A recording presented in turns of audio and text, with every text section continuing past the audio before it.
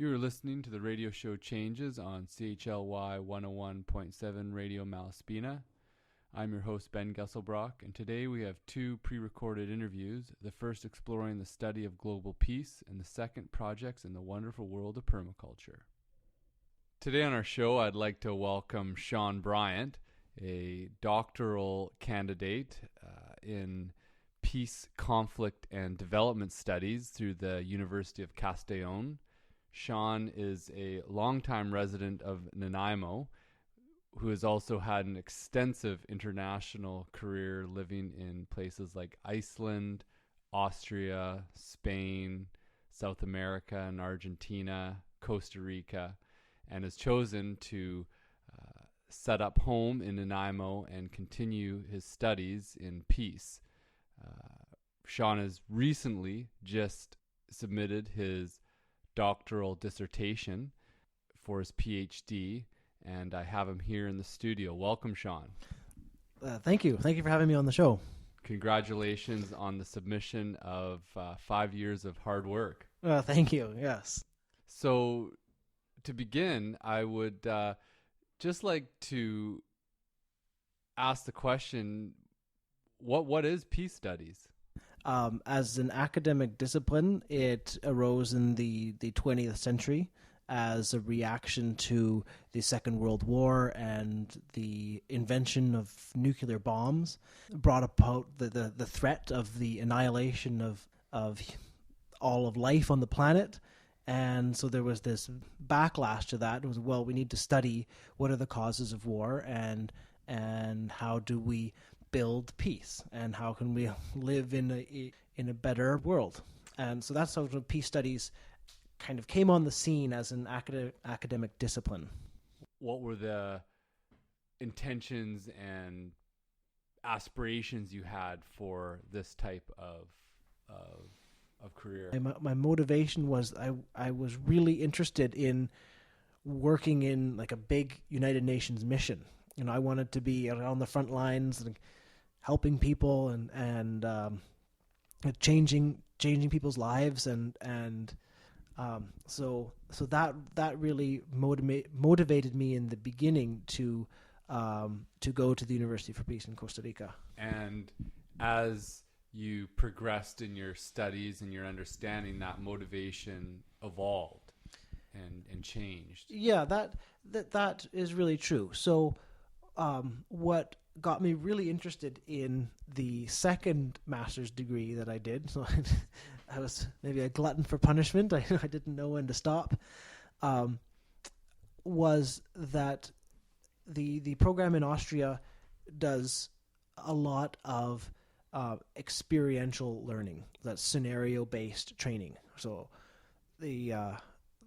for example, one of the most unique aspects of the master's program in Innsbruck, Austria, is that every semester they do a 1 week training with the Austrian Armed Forces.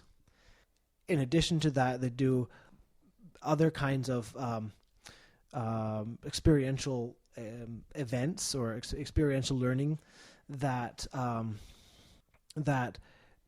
are focused on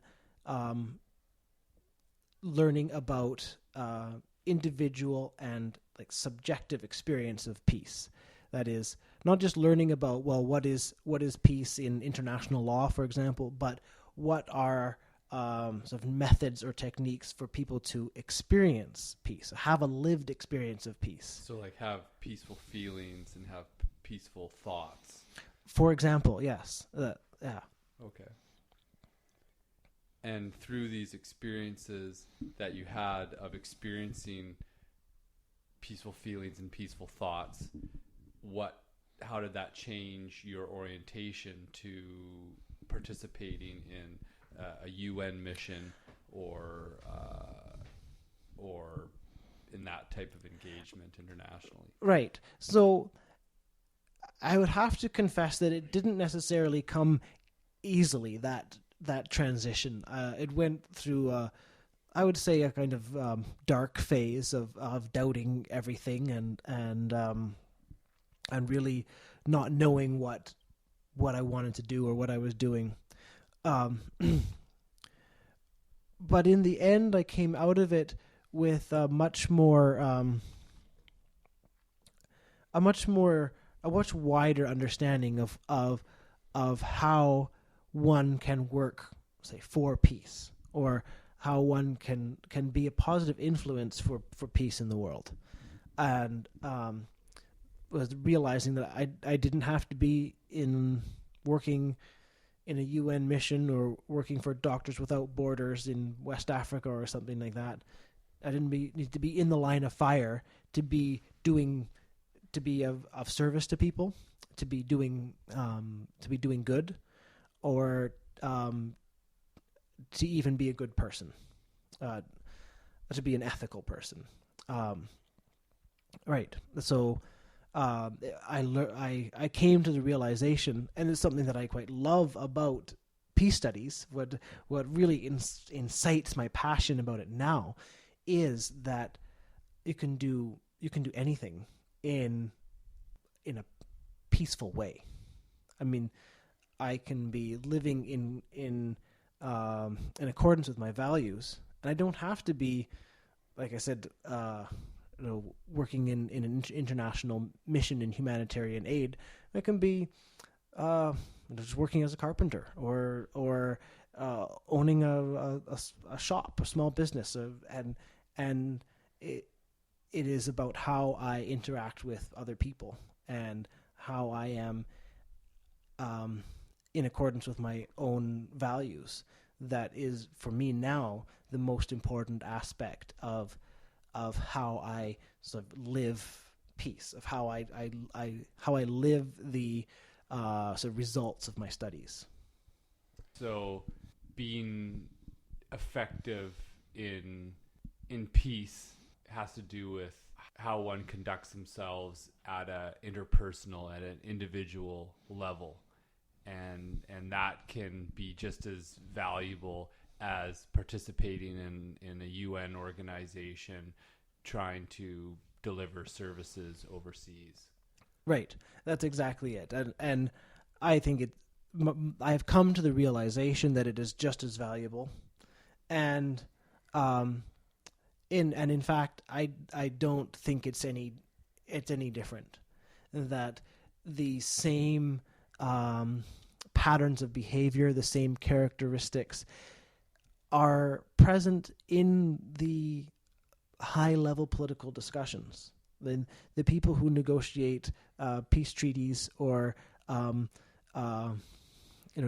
nuclear contracts are human beings, and they do have the same fears and desires as you and I, and those the results of those negotiations might have more consequence on the global stage than an interaction between you and me, or between myself and someone working in the post office. But the one thing is the same, is that it is a human relationship, and that doesn't change. Right. So in your studies now, 2 master's degrees and just completing a PhD, and what elements have you teased out from these experiences that have come not only from a lot of book learning, but also a lot of life experience now, visiting many different places, Pakistan, Costa Rica, Austria, all over the world, and engaging in a lot of different local activities. What is the important elements of peace for you that you will impart in what you teach to future students? Well, the first thing is that peace is relational.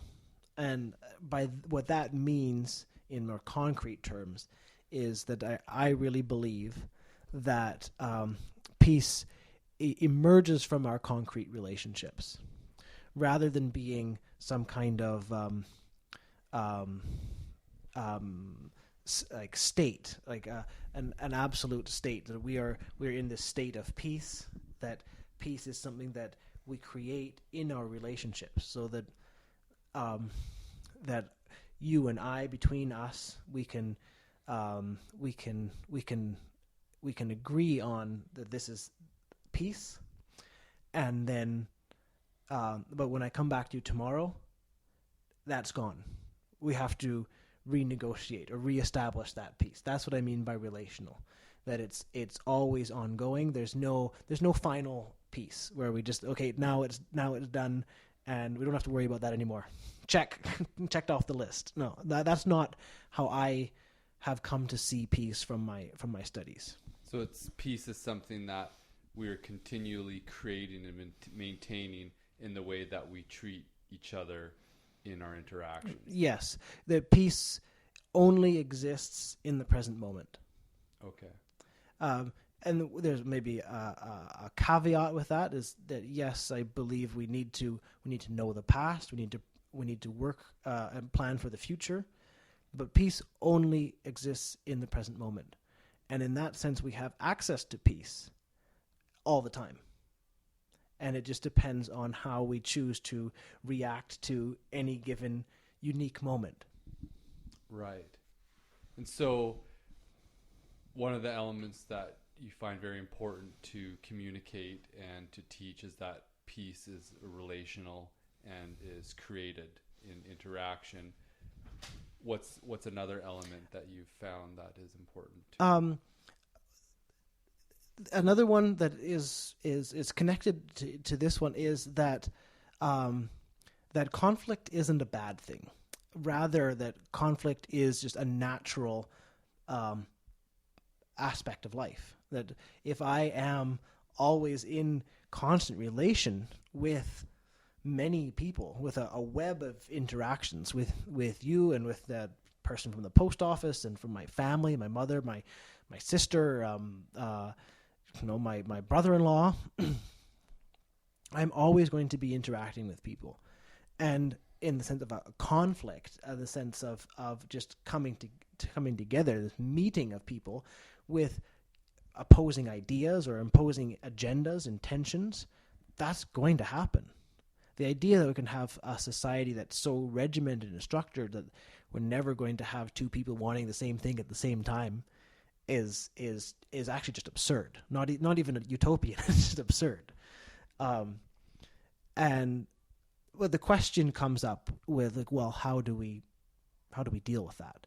Like, how do we react to those moments of contact? And the possibility of violence is only one of an infinite number of possibilities.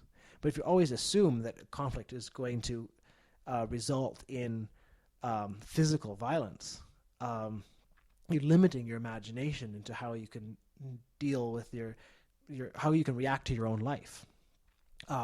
So this idea that conflict is a natural part of life, and that it can also be a source of creation, a creative energy, is part of my personal philosophy towards peace. Mm-hmm. I imagine for some people, the belief and the understanding that conflict doesn't have to result into violence can be quite a foreign experience. And for sure. I'm curious, for people living in those situations, what can allow to open up to the possibility that it can be different, and to transform those patterns that may lead to violence. And that's the key question, right? So if you have these, if I'm dealing with people that don't have this experience of options, that are always have been socialized and conditioned to expect this violent response, how do you break through that level of expectation? And my answer, I would say, is I imagine is kind of controversial, but I believe that it is through transpersonal experiences that people have the best possibility to open themselves to the new options and new possibilities. And by a transpersonal experience, I mean that having a lived experience of experiencing themselves as not separate from another person. And that kind of state of consciousness is well documented in many traditions around the world, and it can be achieved through deep meditation, through prayer, even through the hallucinogenic drugs, and virtually all religious traditions have some kind of teaching or like ritual around these kinds of experiences, whether it be called the experiencing the grace of God, or like I said, deep meditation, or shamanic rituals. This is found around the world. So these transpersonal experiences are the key to unlock the gate into the other options outside of violent reactions. In my opinion, it is the most effective way of going about it, and because it is an experience that is non-rational. I mean, I could reason with you all the reasons why you should love your neighbor or something like that, but unless you have this experience of the not being different from your neighbor, of experiencing yourself as connected to the plants and animals and the natural world and the other people around you, why would you risk creating those deep, intimate relationships? That for me is the key. If you don't go in that direction, you are confined to trying to make rational arguments, and they can only go so far. It can only go so far in creating an actual sense of connection. Right. You can have all the reasons why it would be good to reasonable to act in this way or that way, but that doesn't mean anything it doesn't necessarily land anywhere in someone's heart when they're trying to deal with their own fears and of how do I interact with someone differently? How do I change this pattern of behavior? Mm-hmm. Do you think that people, let's say folks that are experiencing violence in their lives, individuals in Canada that may be experiencing violence, or in other places of the world, are we as a society and as a global society, or as Canadians in our own community, providing access for transpersonal experiences as much as we could for people, for our youth, for people who are in prison, for people that have suffered trauma? As a quick answer, definitely not. These things exist, clearly. They are somewhat available, but they are definitely on the fringes. And as far as what I mentioned about the hallucinogenic drugs, they're illegal. If I can use these terms in kind of a general sense about our society or Western civilization, like Canadian culture, in a broad sense, outside of specifics of pockets, it is not oriented at all towards fostering that kind of what I'd call self-actualization, or experiencing this kind of say spiritual awakening. Mm-hmm. It's not the focus of our society. The focus of our society is more to like jobs and the economy and making sure there's bread on the table. We're looking at, I would say, on a kind of sociological umbrella. There's an orientation towards satisfying material needs, and the spiritual realm, for important historical reasons, has been left to the private sphere. Mm-hmm. That's what people do in the safety of their own homes. Right. So when you're connecting these transpersonal experiences, when you say transpersonal, I'm hearing these experiences that we feel a deeper connection to things that we normally see as separate to ourselves. And when we see something separate to ourselves, it's easier to react in a violent way to it, because we're not harming ourselves, we're harming something else. But when you say transpersonal experience, I don't immediately jump to it being spiritual, but I'm hearing that there's a bit of a connection between the two.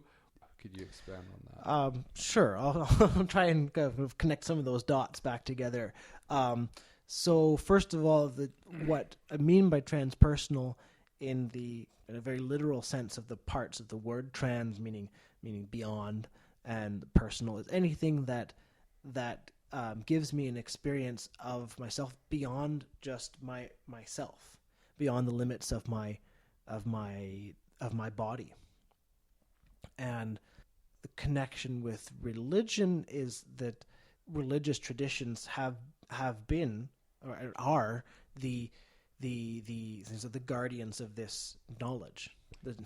So could we say that religions provided institutional access? So it's kind of like how our school system provides access to the material world. People get jobs from it and understandings of how to operate in the material world. Religions in the past allowed people to have these transpersonal experiences and have access to that type of connection. Yes, sure. And if we take examples from the Christian tradition that I know better than many others from having grown up in a predominantly Christian country, rituals like communion are, in my interpretation, is a ritual that is intended towards fostering this transpersonal experience. So the entire congregation goes and ingests the blood and the body of Christ. Now, these are this is a ritual and part of a grander sort of discourse that is creating this connection for people beyond themselves. They are connecting to the divine, and they are doing it in a group where all these people together are mm-hmm. creating this common identity of themselves. Mm-hmm. And from what I heard you say is that, maybe some of these rituals don't make sense to us now in this modern era, and that or maybe because other aspects of the religious practices led to some traumas that we rightly have distanced ourselves from these. Now, in our secular society, we've lost more general access to transpersonal experiences, and that's something that we suffer as a deficit in general, to access more feelings of peace and connectedness. I'd say without a doubt, especially the young people today, but I would say from baby boomers on, post Second World War especially, we have the Quiet Revolution, and the participation in organized religion has declined in Canada since then, and I think people are starving for that. Mm-hmm. And say the other side of the example I gave with something like the ritual of communion, the inherent violence of that kind of ritual is that it has a high potential for creating an in and an out group. So that is, I feel this transpersonal experience. That is, I feel a connection beyond my own self to the people around me. That is my fellow Christians and my congregation. If that's done through the narrative of the nation state, it's I feel this brotherhood of fellow citizens, all of my Canadians, but that's not extended universally. It's not extended to every human being. It's not extended to every blade of grass. So when anything that's outside of that, so if it's, well, not Canadians, but, well, the U.S. Americans, or it's the Guatemalans, or the Lithuanians, or or then the logic of that way of creating identity, that way of creating this transpersonal experience, also excludes other people.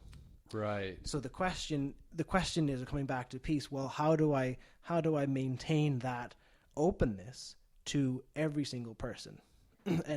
and I've been maybe of slandering religion on the one hand, and then coming back to it. Well, I really do believe that back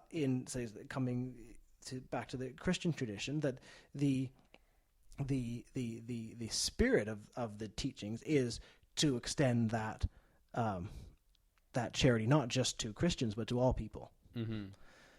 The question is, how do we do that in practice? Mm-hmm. And how do you do that in practice if you don't have those communal rituals? Mm-hmm. If I'm not taking, if I depend on that ritual of taking communion together to create this this bond, this transpersonal experience, how do I do that if you're not allowed to do that? Right. If it's against your values or your religion to take communion, how do we see each other? Like, how do I see your soul? How do I see that you are another human being looking back at me? Like, how do we see that we are both two nodes of the universe, two manifestations of divinity, looking at each other, and not get confused with the rituals that we use to get to that place? For sure. So if we are to design more to provide institutional access for individuals to have transpersonal experiences so that we can open the options outside of violent reactions, I imagine we need to be very careful that the rituals and the practices used to get there are universal and don't lead people down the path of creating the self or other. Right. And so my response to that would be, I don't think you can do that through institutions, because institutions create these normative frameworks. That is, they create rules about what is the right or wrong way to do something, and therefore you're always creating this dichotomy of those who are following the rules and those who are not.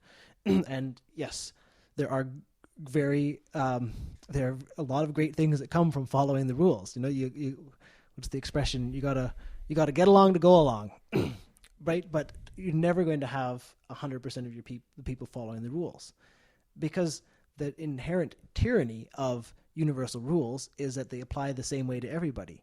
And if we believe or take seriously the assumption that every person is unique, every moment is unique, every circumstance is unique, then there's nothing more violent.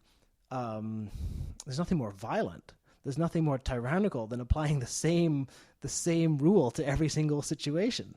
Right. So I imagine the word institution is a loaded word.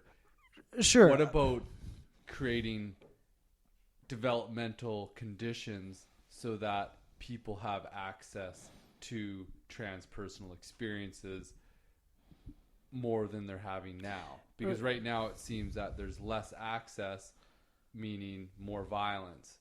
And I think in general we would like to increase access so that we get less violence. Well, or am I looking at it? No. I see what you're getting at, and really, I haven't looked at it's like concrete policy changes in Canada or British Columbia or any specific jurisdiction, but in a general sense, I would say, like, providing free or subsidized counseling services to people, and allowing the proliferation of that kind of psychological exploration, so that, you know, to see a Gestalt therapist is like $120 an hour. So someone making minimum wage or a single parent is never going to be able to afford that. So how do we make that kind of how do we have access to that kind of maybe more mainstream, but that kind of that kind of therapy. So those are the kind of things that I would look at. I would even just start with by making basic psychological counseling, like cognitive behavioral therapy, or trauma awareness available to everybody. Right. Make it part of the health system.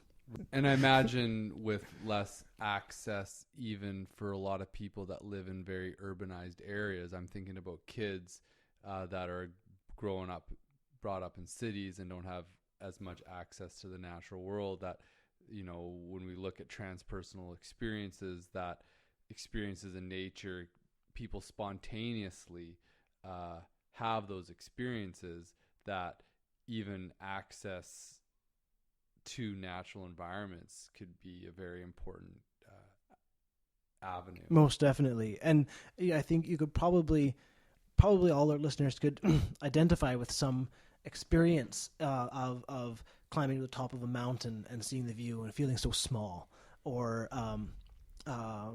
being in awe in front of a waterfall or something like this. Mm-hmm. No, those are kind of like the small peak experiences. Mm-hmm. They're not necessarily something where it's like, wow, I felt my entire being dissolve and I was at one with the cosmos. No, but it's the same. I think agreeing with what you're saying, it's in the same direction. For yourself, what was a transpersonal experience and an environment that you had that really opened up a different realm of possibility for you? Under what conditions did that happen? I have a number of stories, and I'll try to pick a few kind of salient points here. So one is from the age of 15, I have been involved in the Lakota Sweat Lodge ceremony, and Tillicum Lalem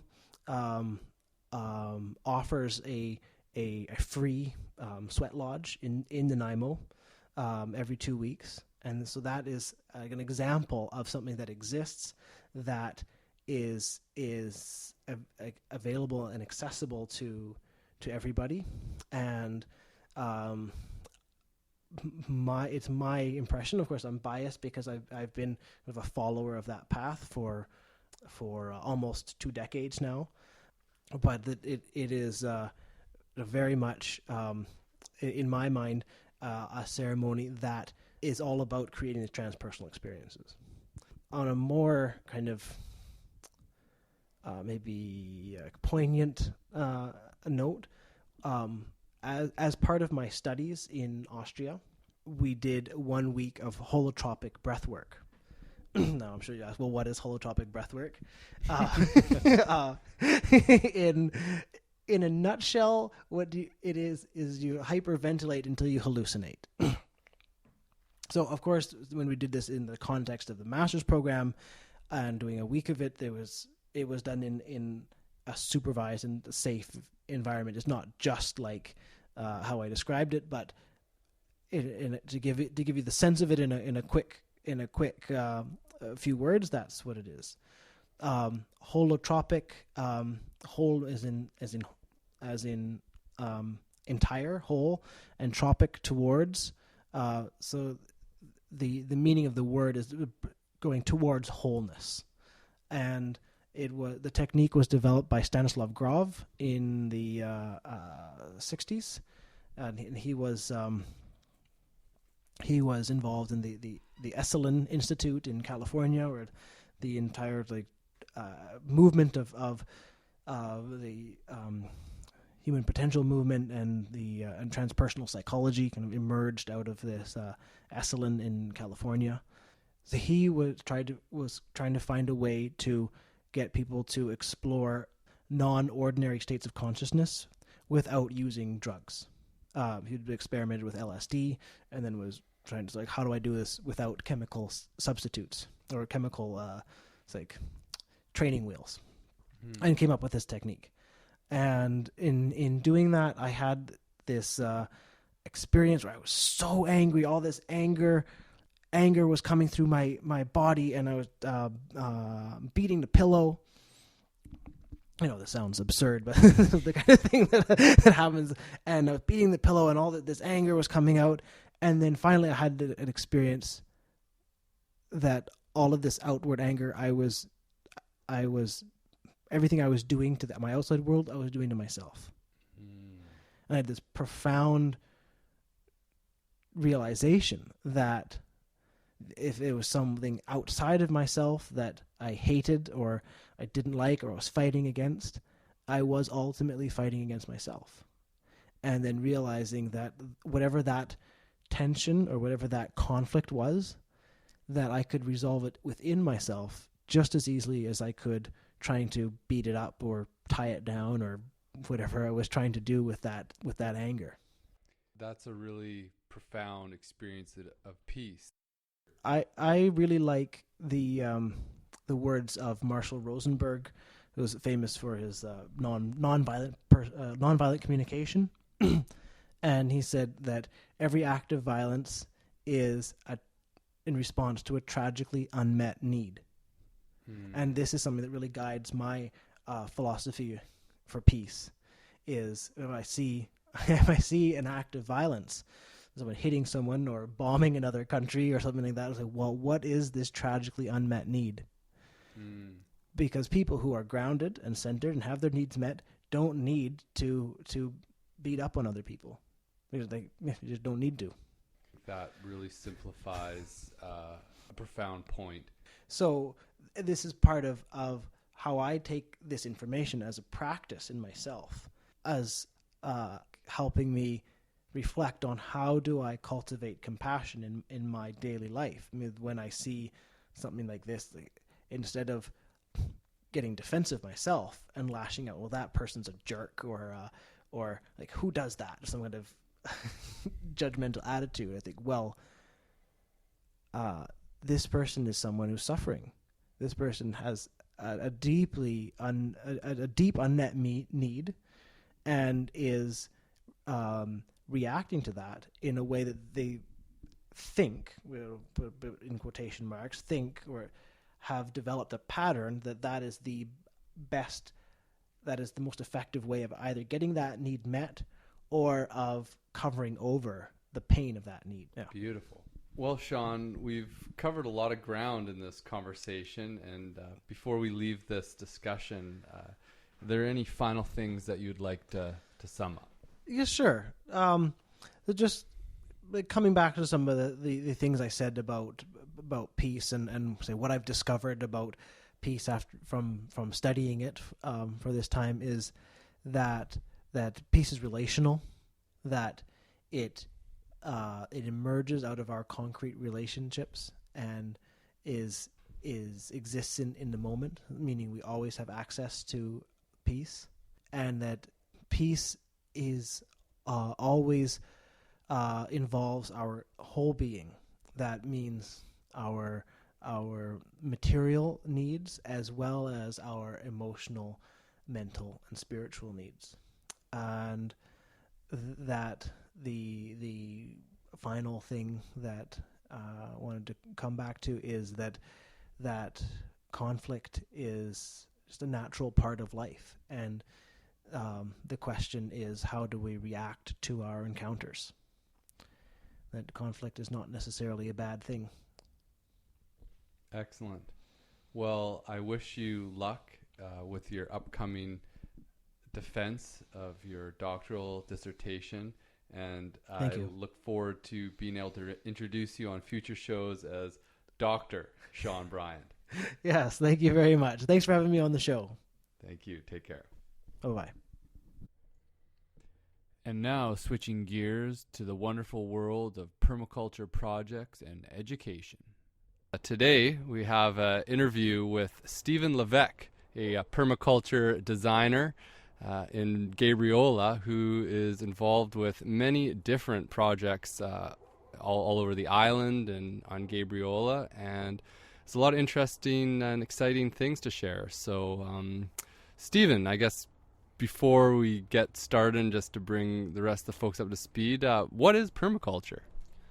Right. Well, many definitions have been expressed around what permaculture is, but I look at it basically as a design science, a ecological framework for understanding your landscape. You could look at it socially as well, how communities are built. But permaculture basically is a whole lot about awareness and understanding the patterns of nature, and sort of modeling sort of your choices and what you do based on just this framework that's around us all the time. Excellent. So I met you at a meeting around sustainability in the public school system that was put on by the faculty up at VIU. And in our small group, we were discussing about what the design and what an outdoor classroom would look like. And you began talking about this wonderful project on Gabriola that you've been involved with. And I was wondering if you could tell me a little bit more about that project. Sure. A little history. I guess it was 2013 when there was community consultation around how Gabriola Elementary was going to facilitate the needs of the community, and they had a weekend forum in the gymnasium, and a lot of parents and community members came out, and all the teachers were there, of course, and there was a desire to see more outdoor education or more nature-based education. This came from the parents, and so from that came Kate Reynolds, the grade 4 teacher at the time, who requested a nature garden design using native plants. And so we started a consultation process with the students. We bring them out to the space that we thought the garden would be, and talk to them to see what it would look like, and share our ideas of what we wanted to do, and took both of those and combined them into a design. Followed the school district's proposal sort of framework, and they approved this garden, and we started installing. The nature garden comprises of a garden bed for every class based around native plant ecology, and some deviations from the theme.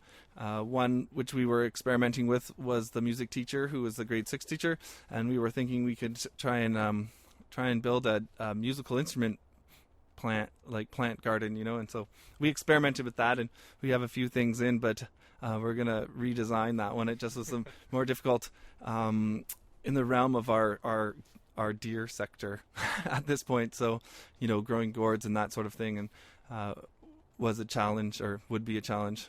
So the project has been ongoing. It's now 2016, and one design aspect was to showcase a living roof demonstration, and this would be the grade 7 garden. And this is the project that we're working on right now, and so close to approval from the school district, and have a building permit in for it, and have started the process of inviting professional individuals who support various aspects of the design, like the architecture, the building permit process, carpenters. In this case, we're going to use dimensional lumber, milled local lumber, so we'll have to have it graded and approved. So all of these individuals are going to come to the class for a period of time and talk to the kids, and tell them what that part is all about, have questions from the kids, and so they're sort of along the whole process involved. Once the carpentry starts, the students will have in-class sort of lessons and demonstrations, and then the idea is to invite them to a weekend workshop where they will come, and the things will be pre-cut and pre-assembled, and we'll then place them, raise them, and do all this work with the students. It sounds like kids are a real active participant in the process of actually the construction of this outdoor classroom. Is that an intentional way of educating? It is, yeah, well thought out, and really true to my heart way of offering this to the students. I mean, I guess we could just hire carpenters and have the whole paperwork trail, be a mystery, but I guess from my own experience, it was never something that was offered, and so what a bonus to be able to experience this part as part of a project that, down the road, will influence them, knowing, a building permit and having connected with a carpenter or seen how to put a post and beam up and fasten it properly. One would think that they would eventually be homeowners or builders, or it might spark an interest in them in woodworking, or who knows. But the learning opportunities throughout the whole process are diverse. Has there been any other aspects of the project thus far that the kids have actively participated in the installation process of things? Yes, yeah. Most parts of the project, from planting the plants within their garden space to enhancing the forest edge with some deciduous trees, the students have all participated in that, and each class has participated in their own way. Each class has planted a deciduous tree as a group. We've talked about planting. We've talked about, how we can offer good vibes to plants as they're going in, and we did all these little ceremonies, and it was quite enriching, and, some funny things developed out of it. We'd be sitting with the kindergartens and, welcome to your new home. Be nice and cozy. You're beautiful. One child would speak up, and we get up to the higher grades, and the grade 5 kids, one kid just spat in the hole, and this sort of just was a catalyst, and all of the kids, including myself, that was our offering to it, a little bit of DNA injection, and and a good chuckle, definitely something I'll remember forever. And they were just so into it, and then the grade 4 boys kissing the trunk of the tree, just full lipped down there on the tree, just welcoming it in, and and so you walk around through this little area, and these trees have a funny little story with them. It's been really neat to witness sort of the engagement, the gratefulness that they express. It's nice to sit here and put it in perspective with someone. Right on. And what have you noticed in terms of what's the kids' response to all this been like? Oh, what an awesome question. And I mean, interesting things like I can walk through the hallway and they call me tree, or give high fives and ask when they're going to go outside gardening, or come and just tell me how the garden is. But interesting, I did just have to take with me up to CHLY the students in grade 5 and grade 2-3 write little personal letters about what the garden's done for them. I'll get them tonight. That's after school. But I look forward to seeing this. One of those letters would have been perfect to see what value they've been gaining from it. But from what I've witnessed, they're out there. They want to know the names of the plants they're playing in the area. It's just sort of what we were hoping to engage them with. And there definitely is a lot of ownership for the garden. And some kids will just look out. I remember when that was just a dusty hill, and it's been transformed into what will grow into this lush native edge. Great. With permaculture, I heard you mention about some of the curriculum that's been built around this garden, and permaculture has a very eloquent set of principles about how you go about designing and interacting with the space and understanding it, things to hold true to guide the process. And tell me a little bit about how you've integrated those principles, and maybe mention some of these wonderful principles as well. Sure. Well, one of those other great opportunities sort of arise when projects are well supported and people are interested in pursuing it further. A retired teacher, part of a social justice committee with the school district, was aware that you could receive a grant for these sorts of projects, and so we applied for a grant to offer what we dubbed permaculture days, and created a permaculture passport, and delivered 5 in-class sort of workshops on the permaculture ethics, which are people care, earth care, and fair share, using age-appropriate stories that we found that demonstrated these principles, and then used art and memory to sort of capture what influenced the children. which was amazing to walk through the halls after these little sessions and have like earth care, people care in the hallways, and magazines, just like cutouts that demonstrate like this is earth care, this is fair share, and memory of one instance in the grade 2 class where we were doing this cutout exercise, and they'd be like, whoa, this is definitely earth care, and whoa, they would draw a circle around something like a smokestack and put a line through it. This is not earth care, and totally getting it, and then that sort of led up to the delivery of the permaculture principles in activity form.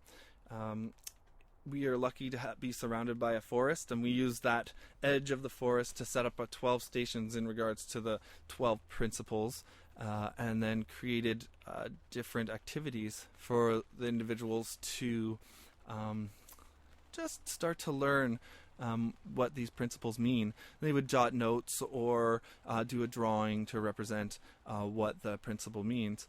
One of the fantastic ones was one of the individuals who led Observe and Interact brought a microscope, like really high def microscope, and the kids were just really looking at leaves and cell structure like at a deep level, and so all kinds of different things happened. We had art project where they made mandalas of found art, and we got these amazing, like in 25 minutes, they were pretty quick snippets. We do 4 for 3 Mondays is how it worked out. And yeah, everyone had fun. And another part, we once again just like stacking those functions and like making the learning or opportunity to learn or opportunity to express, was that the groups were not just their classes now. So in the ethics demonstrations, they were just in their classroom, but we actually made diverse groups of diverse ages and asked the grade 7s to be the leaders,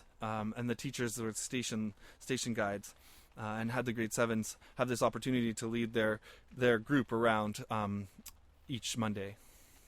Excellent. And you mentioned it a little bit earlier on about Tecatla. This is Kitkatla, which is the First Nation of Kitkatla on Dolphin Island. Another just spreading out of this permaculture sharing, where I have this opportunity to join this community. Also working. So whereabouts is Kitkatla? Kitkatla, BC is 50 kilometers south of Prince Rupert on Dolphin Island, and sort of just on the western edge of the group of islands that sort of are on the north coast there. And who primarily, like, how many people live on this island, and who's up there? Yeah, well, this is a traditional First Nations community. There's 470 members of the community, and they, from what I understand, have received a grant to create more food sustainability. And I have this amazing opportunity that just like came in the fall to help design that and help to share this knowledge and just increase their food security. And wow, so you're going up there pretty shortly, and what are you bringing up with you, and what exactly is your plan for the time that you're up there? All right, so I leave tomorrow. That's Saturday the 12th, and I have the opportunity to be there for 2 weeks. The idea is that we'll have a mix of Skillshare and installation.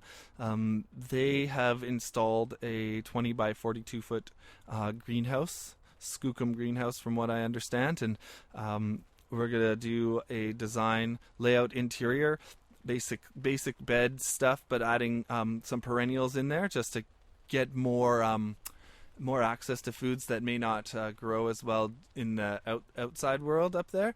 And then install a fruit orchard of apples and some plums and some nuts, and all the while pulling in different members of the community.